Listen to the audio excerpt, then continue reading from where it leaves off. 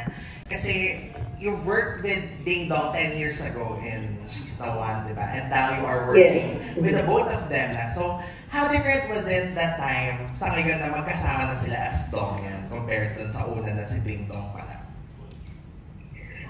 Nung una kasi, doon sa She's the One, that was a rom-com. So that's different. Iba yung experience, iba yung kwento, and hindi pa sila kasal. Ngayon, now that they're together at kasal sila, may pamilya sila, nakita ko yung difference din so kay Dong. Parang yung lalim ng love, iba yung interpretation niya sa love because he loves his family dearly. He loves his wife dearly. At kitang-kita mo yun dun sa yun yung difference. And then, syempre nakakapanibago to have Marian. Kasi I work with Dong, si Marian bago.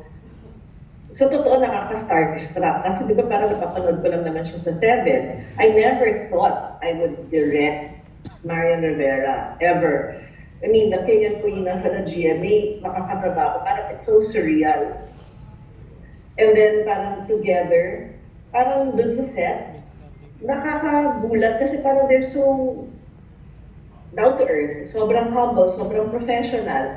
Iba, parang and then nakikita mo yung dynamics nila as a couple, parang sobrang sweet, sobrang nagbibigayan. Parang I really admire their relationship, their dynamics, and I'm just so fortunate that I was given this opportunity, this chance to work with the two of them. Again, when you watch the movie, there's so much love in their eyes, so much love in their actions na nata-translate. They really gave ibang depth dun sa characters nila. Alright, thank you, Derek May. And then next question for Marian, kasi ikaw yung mas matagal na before nag-Star Cinema 10 years ago, but si Ding Dong mas madalas. So, this time, paano kaya parang in-orient ulit or winelcome dun sa culture ng Star Cinema? Kasi syempre mas often yung pagtatrabaho niya with them. Alam mo, bago mag-start, isa lang sinabi niya sa akin. Sabi niya, I'm very excited for you. So the mere fact na sinabi niya yun, alam niyang mag-e-enjoy ako at sure siya na aalagaan ako ng Star Cinema. Then you mentioned earlier no, na this was your dream movie nung napanood mo yung trailer, yung Rushes. Parang how did Star Cinema make that happen through Rewind? Ano yung naging experience? Actually, parang ang hirap elaborate lahat. Sa script pa lang, sabi ko na, wow, thankful na ako. Kasama kong cast, actually, yun yung isa sa maganda sa amin kasi super bonding din kami dito. Parang, yes, nagtatrabaho kami, pero I'm looking forward na every time na papasok ako sa shoot, na makikita ko tong cast na to, ang saya-saya, the Truffle Girls! Hey, Truffle Girls! Yeah. So, nagkaroon ng bonding. Sabi ko nga, yun na lang palagi kong goal eh. Every time nagagawa ko ng isang proyekto, gusto ko nagiging kapamilya ko sila. At nangyari yan dito. And then, sabi ko, bonus pa with Direct May. Tapos kasama ko pa si Dong. Sabi ko nga, sobrang lubos-lubos biyaya talaga na ipinagkaloob talaga to sa akin. So I'm very blessed. Napaka-thankful ko na ma-experience lahat to. At sabi ko nga, sa kinukwento ni Dong sa akin, sa mga experience niya, sabi ko, Dad, at least ngayon, alam ko na ang pakiramdam. Was there a particular kwento na nabanggit ni Ding Dong sa'yo na, ganun din yung nangyari sa akin dito sa set? Lahat. Actually, sa dami ng kinuwento niya, nahigitan pa yung experience ko. Kaya sabi ko, ay, ang saya. May susunod uli. Alright, thank you, Jimpy. Thank you so much. Maraming salamat, Jimpy. Let's call in now Chad Rosete of Manila Feed. Hi, Chad. Babasahin ko, okay. For Marian, kung meron kayong gustong i-rewind, i-pause sandali at i-fast forward sa buhay ninyo as individuals or as a couple, ano yun at bakit? Ako, actually dalawang bagay. Although sinabi din ni Dong to kanina, gusto ko yung mga pagkakataon na maliit pa yung mga anak ko. Kasi yung mga panahon na yun, nandun, naaalagaan ko, nahawakan ko, ang bilis talaga ng panahon, lumalaki talaga, lalo na kapag busy ka, parang pag-uwi mo sa bahay, parang lumaki ng 1 inch, ay 2 inch na. So parang ang bilis lumaki ng mga bata. So sabi ko, sana pwede namin balikan yan para, alam mo yun, yung nandyan pa rin sila, maliliit pa rin sila, pero alam natin hindi mangyayari yan. So, ang next ko, yung wedding day ko. Kasi nung wedding day ko, Dalawang bagay din, nabuo yung pamilya ko. Nandun si mama, nandun si papa, nandun si nanay. At natupad yung pangarap ko na magkaroon ng asawang katulad niya. Hindi yun rewind, loop yun. Di ba? I-loop na lang natin para paulit-ulit. Dami ko naman. Naku, sinabi niya yung sagot ko. Hindi, ako yung sa kids eh. Yun talaga. Ako naman yung araw na nanganak sila. Kasi parang gusto ko mas humaba pa yung panahon na kasama sila. Although hindi ko naman sinasabi ayoko sila lumaki, mangyayari yun. Pero yung moment ba na yun, and then gusto kong balik-balikan yan. At syempre, para humaba rin yung samahan din namin. Right. Priceless kasi yung moment na yun eh, no? When the kids are so young pa. Ang follow-up question ni Chad is for Marian and Dingdong pa rin. Sa maraming taon ninyong pagsasama, dumating rin ba kayo sa punto na sinubok ang inyong relasyon? At paano nyo nalagpasan ang puntong ito sa inyong buhay? Oo naman, lahat naman ng mga couples ay nagkakaroon ng challenges, di ba, sa kanilang relationship. Ganon din kami, actually sa amin, early on pa. Pero dahil matibay yung respeto namin sa isa't isa, yung pagmamahal, at higit sa lahat, we really recognize that God is at the center of our relationship. Dahil kung ganon talaga, siguradong meron at merong gagabay sa'yo. Ibabalik at ibabalik ka niya sa gitna. You wanna add to that, Marian? Oo, kasi hindi naman natin talaga maiiwasan. Sa isang relasyon, merong hindi pagkakaunawaan. Pero siguro one thing is for sure sa amin ito, kung may mangyayari mang ganyan sa amin, hindi kami natutulog na hindi maayos ang lahat.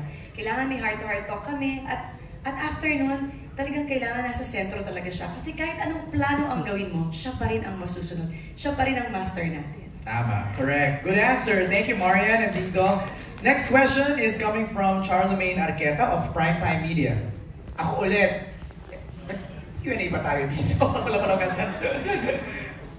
For Marian. Miss Marian, after seeing the teaser and the poster, we would assume this is a heavy drama for you. This time, after ng comedy movies mo, what are your preparations you've made for this comeback on the big screen? Sobrang pangarap ko talagang gumawa ng ganitong pelikula. Kasi sa mga past na nagawa akong movie, more on comedy, more on very light. So kaya sinasabi ko, isa to sa mga pangarap ko kasi talagang drama. Binasa ko yung script, pinag-aralan ko yung character. Malaking factor na nag-uusap kami ni Direk kung paano ko uhubugin yung character ni Mary. Nakatulong yun. At sabi ko nga, isa sa pinakamalaking factor ay si Dong. Always yan. Every time na pupunta kami sa shooting, ginagay niya ako sa character. Minsan may mga eksena kami, bibigyan niya ako ng pointers. So naging madali para sa akin na gawin ang character ni Mary dahil sa mga nakapaligid sa akin. Pag-uwi niyo sa bahay, nabibigyan Marian Rivera. Hindi na Marian Rivera. Marian na lang. Wala na. Cut na yun. Siguro yun yung maganda. Alam mo dapat kung paano ihiwalay ang totoong eksena sa totoong buhay. Right. Pero yung discussion na uuwi, pero nag-drive or nasa bahay, uy, naalala mo yung eksena? Hindi, ang pinag-uusapan namin, sarap ng katrabaho, na-miss din kita. Pero gano'n. Pero sweet moments kami. Parang mga dalagat pinata. Oo, sweet moments yun yung palagi namin sinasabi, tsaka ni Dong na parang going home o kaya papunta sa shooting kasi nagda-drive siya, tapos kaming dalawa. Yun yung moment namin, parang yun yung bonding namin. Right. Kayong dalawa lang eh, no? Dalawa lang. Ibang kasama. Ang follow-up question niya is for Sir Enrico Santos. You are considered as the best writer on film in the country and made iconic lines of our best and finest actors. Can we expect an iconic line from Marian in this film? May ganun ba? And also kay Dingdong? I think, modesty aside, but what Direk and Dingdong and Marian made will be a classic. So, that there will be lines aplenty, scenes na imimim natin, and most of all, lessons na ulit-ulitin natin. Baka paparoon pa natin sa anak natin. Yes. Ito ay timeless, no? There will be an abundance of memorable moments in the film. Yes. Alright. Next question is from the Asian Parent, Philippines. Andito siya. Hello! Hello, my name is Mariel. I'm a content editor for the Asian Brand Philippines. So, my question is, ano po yung one thing that you've learned in the movie, making it, na you will carry on in your personal life? So, for Marian and Dingdong po. Isa sa pinakamalinaw na lessons na natutunan ko portraying the character of John is na syempre may mga bagay na hindi mo talaga pwedeng i-rewind. Imposible mo nang ma-rewind. Kaya make the most of what you have right now. Yung relationships na meron ka, yung mga taong mahal mo, siguraduhin mong iparamdam mo na mahal mo sila Kasi baka hindi na dumating yung araw na maibigay mo sa kanila yon. So, bago pa magsisi ang lahat, now is the time for us to live more and to love more. Sa mga asawa na busy at mga misis na nahihirapang magsalita. Anong masasabi mo sa videong ito? Tara, pag-usapan natin yan sa comment section. And also subscribe and click the notification bell para maging updated sa mga showbiz happenings.